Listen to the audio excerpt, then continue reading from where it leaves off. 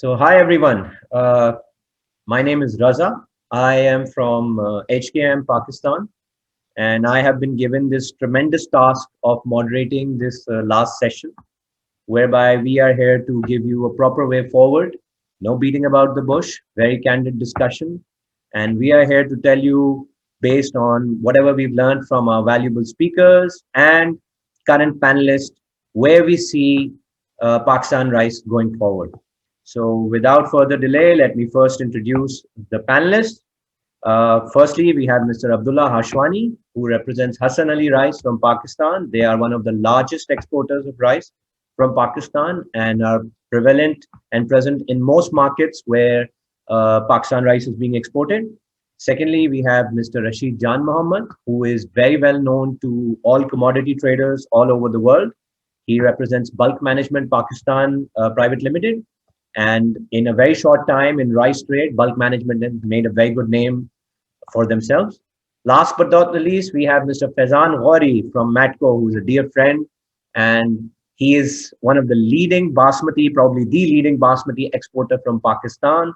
Um, their brand is exported all over the world, and anything Faizan says in terms of the Basmati market can definitely be considered authority. So just to give you an overview, this session will be more like a candid discussion. We haven't kept any presentations. We realized that later in the evening, everybody wants to get over with things. But I assure you that if you stick around, you learn a thing or two, and we'll try our best to inculcate as much information as much as we can. So you see, nowadays, whenever you talk about trade, whenever you talk about any commodity, particularly rice, there are a few things that you cannot miss out when you are discussing this. Those few things were highlighted.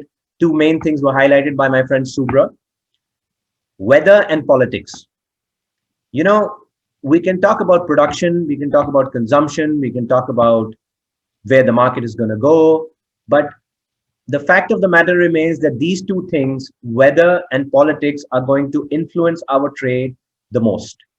So I'm going to be posing questions to our panelists so that they can give us some insight as to what they think is where they think the rice market is headed. So first, let's just start from a relatively Pakistan perspective. I would now request Abdullah to please highlight a few things. Abdullah, as you know, in the past year, as has been highlighted by a lot of our friends, that Pakistan has been Far East centric for the simple reason that India has ruled the market based on their pricing, based on the public distribution system or free rice system that has been implemented in India. Now, Subra mentioned briefly that this is a deciding factor going into 2021 and 2022. I'd just like you to highlight what other factors you feel are going to influence the African demand for Pakistani rice. Because although we had the Indian public distribution system in place, Pakistan was able to do some quantities into Africa. Over to you, Abdullah. Thank you. You see, traditionally, Pakistan has been a big supplier to Africa since the 60s. But as our production obviously went up, but we are now at a stagnant. Our production is not going up further. So whatever we are producing, we are selling mostly into the Far East market. And as you know, the brokens are moving into African markets. So, then we are just, the competition is very tough now. Before it was Chinese old rice, Thai old rice. Then Myanmar came in, now the Indian rice. So basically, we can't compete into the African markets. And so in future, we need to increase our production because whatever we are producing, we are selling. We don't have much surplus. When we have a more surplus, then only our prices can come down and we can become competitive in the African markets. But broken rice, of course, is still preferred in like Guinea-Bissau, Gambia, Mauritania, and all that. So that is, if you have seen those, the broken is more moving than the rice itself to the West African market. East Africa also, like Madagascar, Kenya, and Mozambique, they used to buy a lot from Pakistan. Right now, Kenya is also almost out, and Madagascar is again almost not buying from Pakistan. So it's not going to be easy, to compete if we don't increase our production. So are you telling all our friends who have their warehouses in Africa to pack their bags and come home? No, I mean some of them they might be doing other origin, but Pakistan rice for beside the broken it's going to be difficult with the freight now going up. As you know, this I mean the high freight is for everybody, but if you remember, Pakistan freight to Africa used to be much cheaper than other competitors. That was also our edge, and that's also not there anymore because our freights from here in containers and break bulk are similar to other competitors. So that advantage also is not there anymore for us. Okay. Rashid Saab, over to you. Could you be kind enough to highlight, we've discussed how the Far Eastern market has been so important for us, especially in terms of our head rice. Could you highlight how you see the way going forward? Because this debate between Africa and Far East is never ending. So I'd like your take on it. How do you see the Far Eastern market, particularly China, Malaysia, and Philippines after the new tariff regime? From what we've learned from all our speakers, where do you see this going? Where do you think we're headed in this dimension? Yeah, thank you, Raza. Very pertinent question. Abdullah Bhai was very right that we do have a production issues. But speaking on the Far East side, I believe that Pakistan will remain a reasonably competitive market, exporting rice to Far East countries. I think your question is more probably that how are we going to increase our share in these markets, where we do have a constant business with China, Malaysia, Indonesia, and Philippines lately have reduced the duty, so it can open a new corridor. My personal opinion, and I always emphasize, and through this conference also, I would like to again emphasize that with practically most of the Far Eastern countries, Pakistan have signed FTA and PTA. We have a free trade agreement with Malaysia. We have a free trade agreement with China. We have preferential trade agreement with Indonesia. And whenever our authorities sign any FTA or PTA, they are very keen to give discount in the duties to import goods into Pakistan. And unfortunately, they don't deliberate to get the discount from the destination market so that Pakistan export can be multiplied. So I personally feel that if we want to increase the export to the Far Eastern countries, we need to change the mindset of our authors who write the FTA and PTA. And whenever the FTA and PTA are renewed, the stakeholders must be asked to participate. Particularly in our rice, the REAP chairman should be there in the committee, because I am really failed to understand that when Malaysia can buy 1 million ton of rice, so why Pakistan's share is hardly 100,000 tons, maybe even lesser. Indonesia also, we have importing huge palm oil from them. We are importing huge palm oil from Malaysia, but unfortunately our share of exports is not as good. So I believe that we need to review our FTA and PTA arrangement, and we have to fight for our shares in the destination market. Okay, so again, coming back to the original point, you would agree with me that in terms of rice trade, may it be to Far East, may it be to Africa, politics will play a bigger role than in the past, because these FTAs, PTAs, they're all related to politics and relations. Would you agree with me on that? Yeah, I fully agree with you, Raza. Politics nowadays has become a thumb rule for a lot of the commodities. You see, in the past, we used to just focus on demand and supply. But there is no demand and supply which can be restricted in your thinking. You yourself in your preamble mentioned about weather and politics. So weather is equally important. Politics is there. Demand and supply is there. Currency is there. But I would slightly beg to differ here that you see, FTA and PTA are not primarily politics. They are basically increasing the trade between the two countries, and that in the two countries bilateral trade, there are certain rules and regulations, terms and conditions which are made flexible for the reciprocal countries. What I'm trying to say is this, that in the Pakistan, those who are the decision makers, particularly I request Ministry of Commerce, where the FTA and PTA are signed, that they need to review And obviously, politics does play. For example, if we are having a China as a FTA partner, we can perhaps have a better, I would say in penetrating rather than penetrating in Philippines. Thank you. Right. Thank you very much for that. So, Faizan, over to you for some questions. So, we've heard a few honorable speakers in terms of basmati production. We had Subra highlighting how basmati production from Pakistan has actually gone up. So, my question to you is, you see, there's a big debate that's going on in Pakistan right now. That if you see in terms of dollar value for the farmer, in many cases, if they use very good hybrid seeds and are able to get better yields, so sometimes based on current prices and based on current competition from India, it may not be viable for a farmer to grow basmati. It may be more viable for a farmer to grow a hybrid long grain variety rice, which yields about maybe 100 and 150 months per acre. So I just like your comments on this particular debate that's happening between the farming community. Thank you, Raza, first of all, for hosting an amazing conference for all of us. And that's absolutely a valid concern that the dollar value that farmers are getting for hybrid rice in Pakistan is a major factor for some of them to switch, even in traditional growing areas of basmati, into hybrid long grain rice.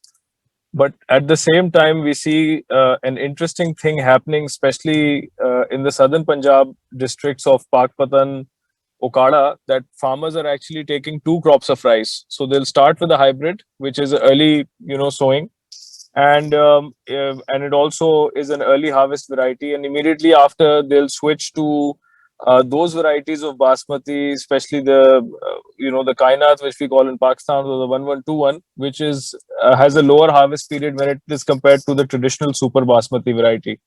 So farmers actually are absolutely correctly driven by economics, the dollar returns that they get, and hybrid, the growth in Pakistan, the area that is increasing is reflective of that. But at the same time, there are certain areas which do not support the growth of hybrid varieties. There are traditionally areas in which the basmati seed or the basmati variety does much better, and farmers do tend to stick to the basmati variety in those growing areas, especially in Punjab, especially in the Gujranwala division. Right. Just to add on to that, Faizan, just to add on to that discussion, you see now you mentioned Kainat or 1121. So now when I'm still young, but when I was a little more younger than this, uh, I used to be told that the basmati varieties that have high fragrance, good taste value are the ones that are more popular in the world. Now, with the advent of seeds like 1121, we have seen that they may lack in the area of fragrance. They may even lack in the area of taste. However, their world demand based on their look, based on their pricing, based on their cooking characteristics mainly, is actually getting bigger as compared to the traditional varieties.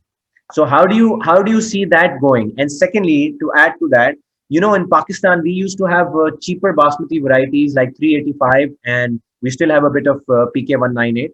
So, do you believe that the world needs a cheaper basmati variety as well, or do you think that it's mostly going to be a high-end product where cheaper varieties may not find enough space?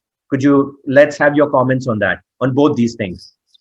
Yeah, on the second part, definitely, the customer demand does drive ultimately what is traded and what will be grown as well in Pakistan and other areas.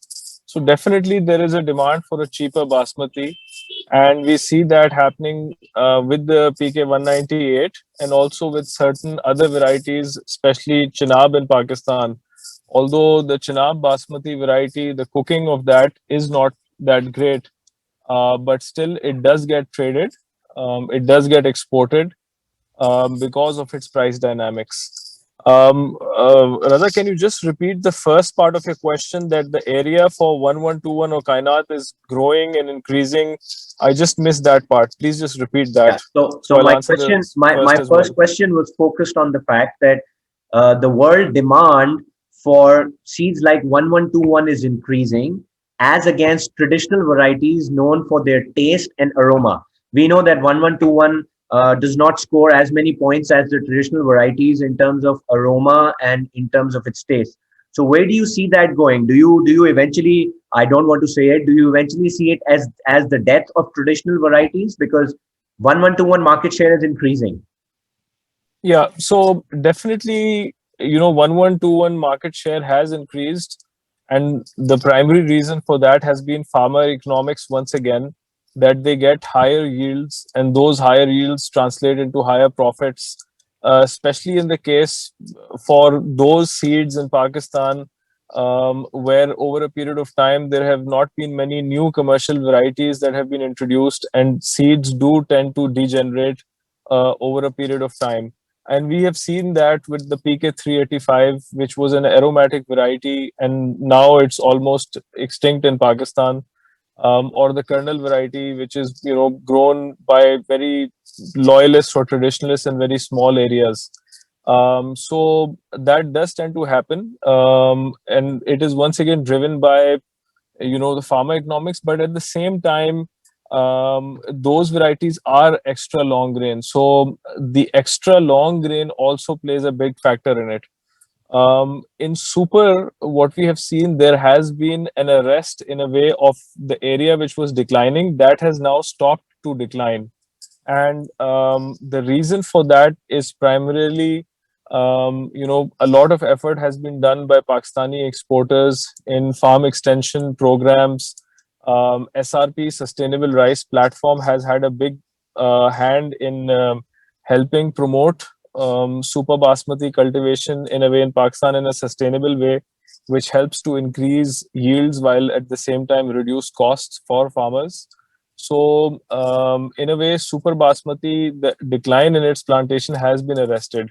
At the same time, it has also been driven by the EU market, where the demand for super basmati as a traditional basmati variety continues to exist and also grow in the absence of pesticide-free rice coming from India, especially with the issues that they have had in the recent past 4 years with tricyclazole pesticide in India. Okay, that's great. So now another thing with regards to this question is to all the honorable panelists. You see, in the past we've discussed Vietnam, how Vietnam has focused away from their white rice. They have now moved to less yielding but high valued rice, especially particularly for their long grain.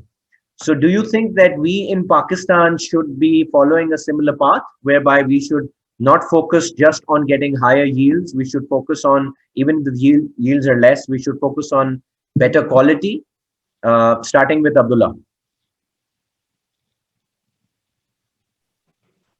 I think we need to focus on the long grain, because that is the bulk of the volume which is moving from here. Now, shifting from this to other varieties like jasmine rice or something, it is again, we are going into an experiment whether our soil can sustain that or not. So basically, I don't think it's going to be like a right move at the moment. And our focus should be just to increase the long grain variety, which eventually we are able to sell everything by end of the season. So everything goes. So basically, we just have to focus on the increase in production. Gee, over to you, Rashid sir. I agree with Abdullah bhai, because you see, our main volume is Area 6, the long grain, and this is the main earning for our foreign exchange as well.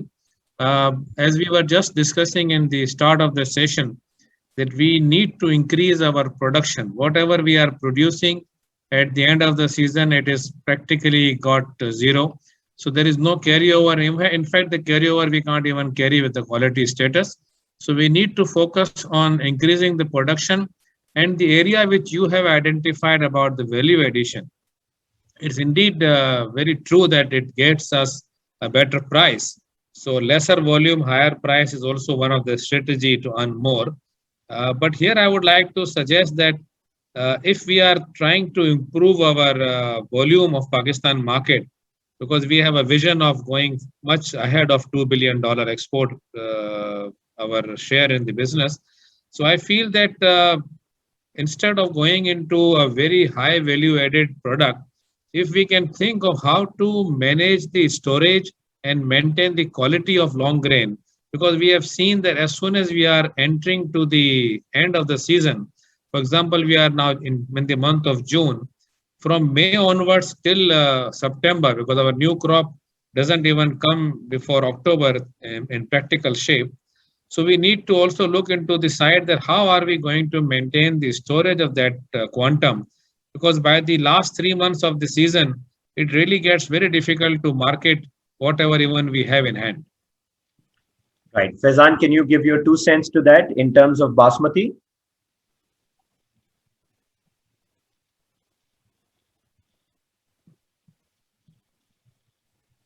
I think there's something wrong with Faizan's connection. So there's one main thing that's still lurking in my mind, and that is something that a lot of international buyers also ask us, and that is cross-border trade, whether formal or informal.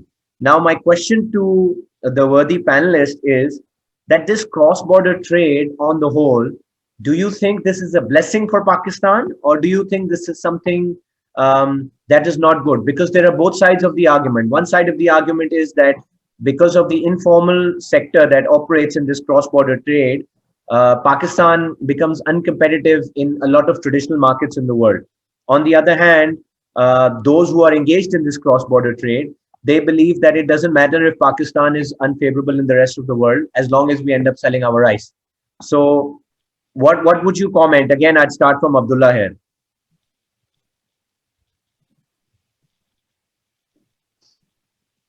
Well, cross-border trade has been going on since many years, and as long as the trade is recorded, I mean, it goes through proper channel.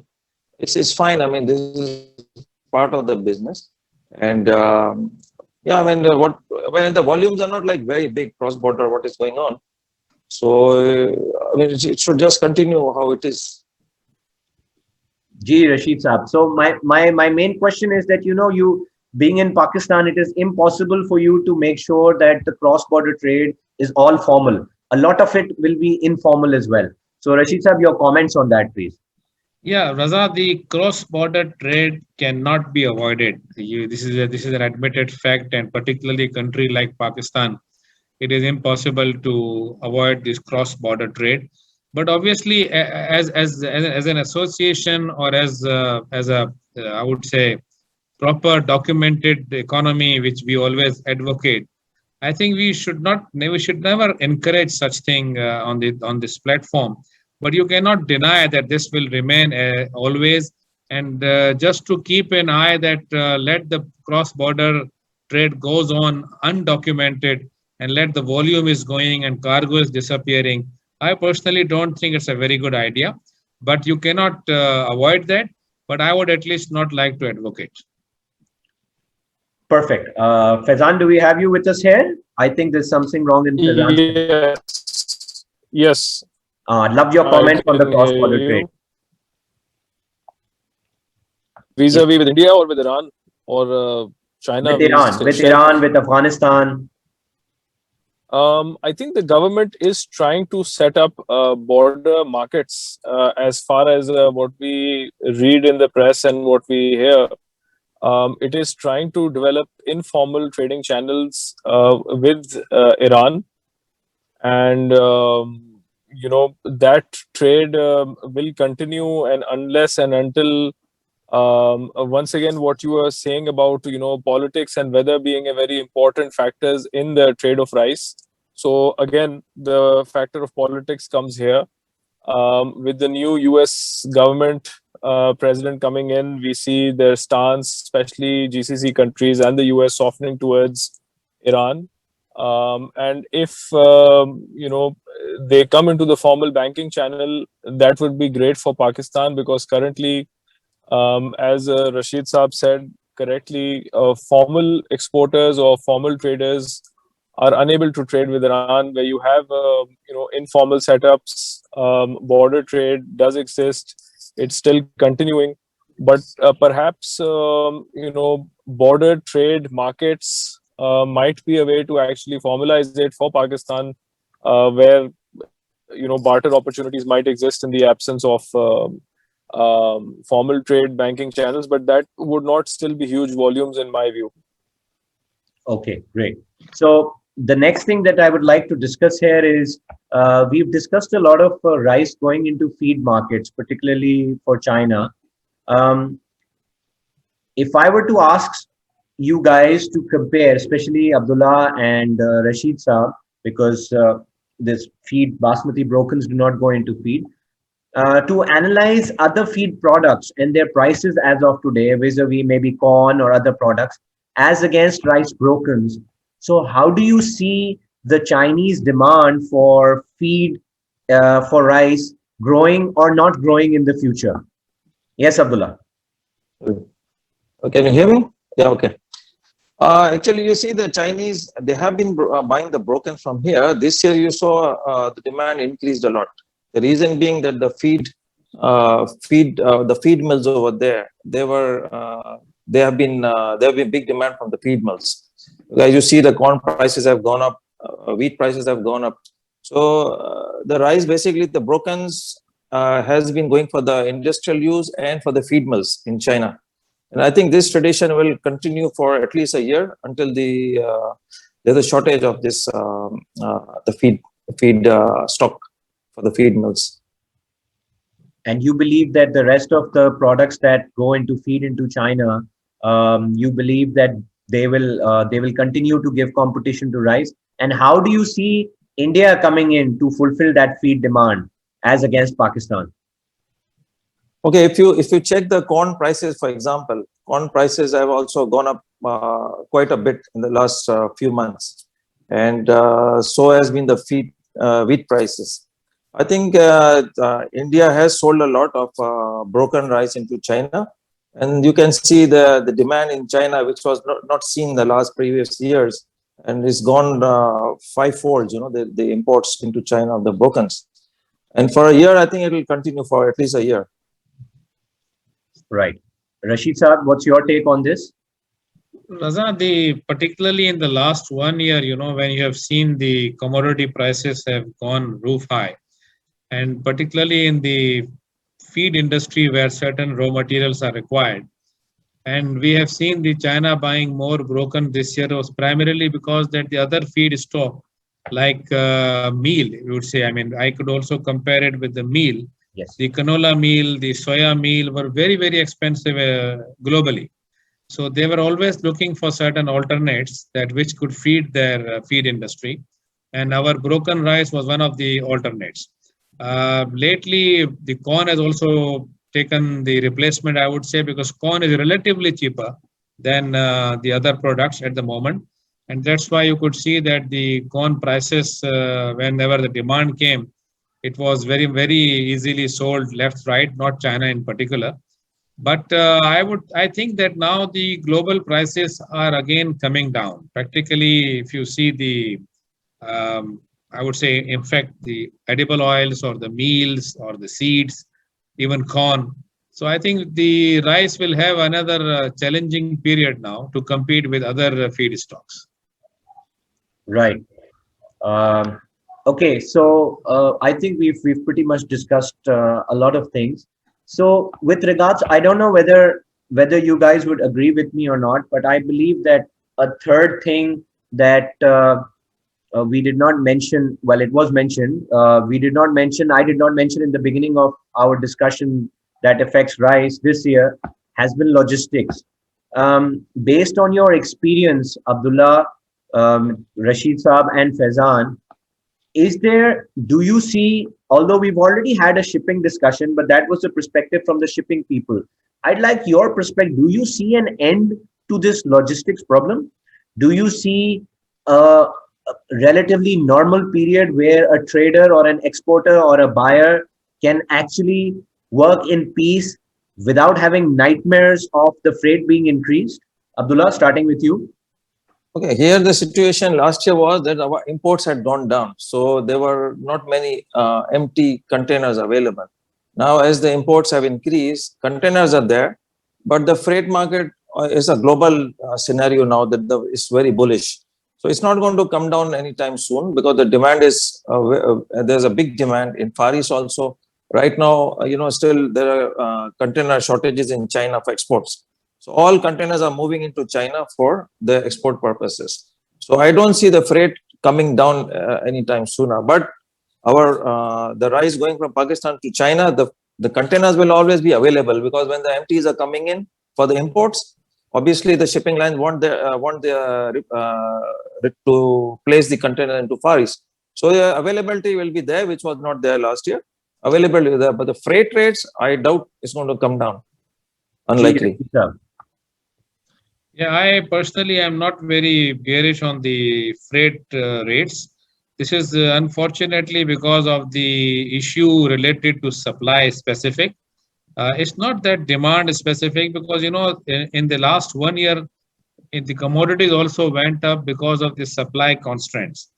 And today also, although the prices are coming down, but this supply chain is not improving.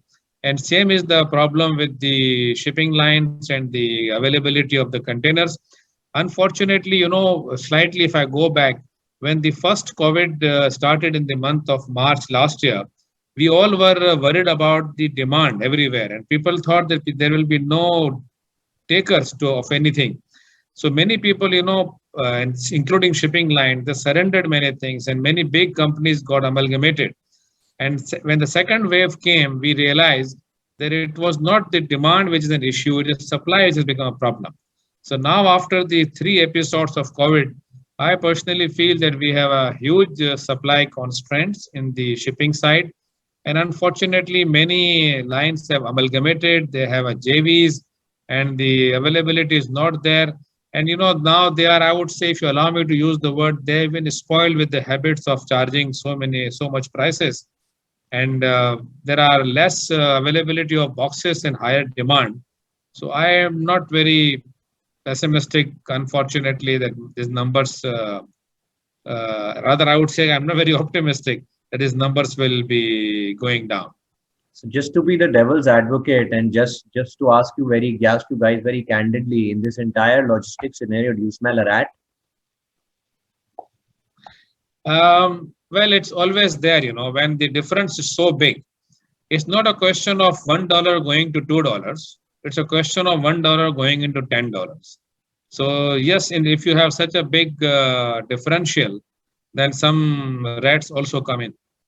Gee, Abdullah, do you personally smell a rat? Do you see a monopolistic sort of a market shaping up? No, it's purely demand, because you see, if we are ship owners or we are operating the container vessels, we see the freight is going up, the demand is increasing rather than going down. So if freight is increasing, the demand is also going up at the same time. So obviously, the shipping lines, they know that whatever the freight is going up, people are absorbing this increase in freight. So they'll keep on doing it. The demand will be there, obviously, because as you see, everybody is struggling to get the shipments out, for wherever they are in China or in Pakistan or India.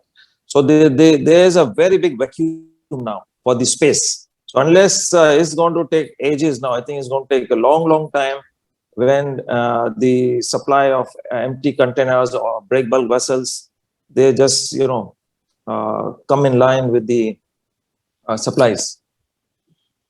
Okay, so we're almost done here. I don't want to take too much time of the viewers or the panelists.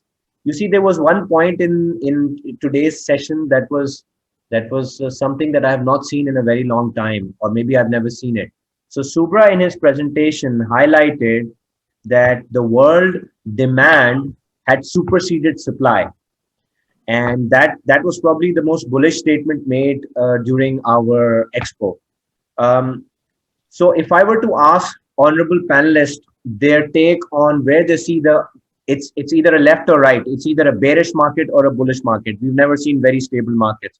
So starting from Abdullah, going forward, 2021, 22, with whatever available information you have, not specific to Pakistan, but generally in commodities or rice in particular, do you see the market as being going to more towards a bearish side or a bullish side? Starting from Abdullah.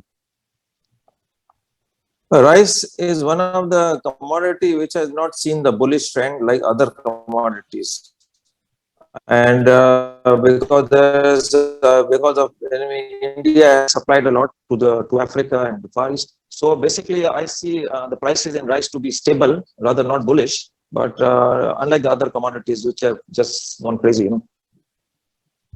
Okay, Rashid Saab, what's your take on it? If you see it stable, can you give a range bound in terms of percentage? If you see it range bound, Well, Raza, you see, if you are talking about the prices in this vague end of the season, normally we have seen that in the vague end of the season, the prices goes up.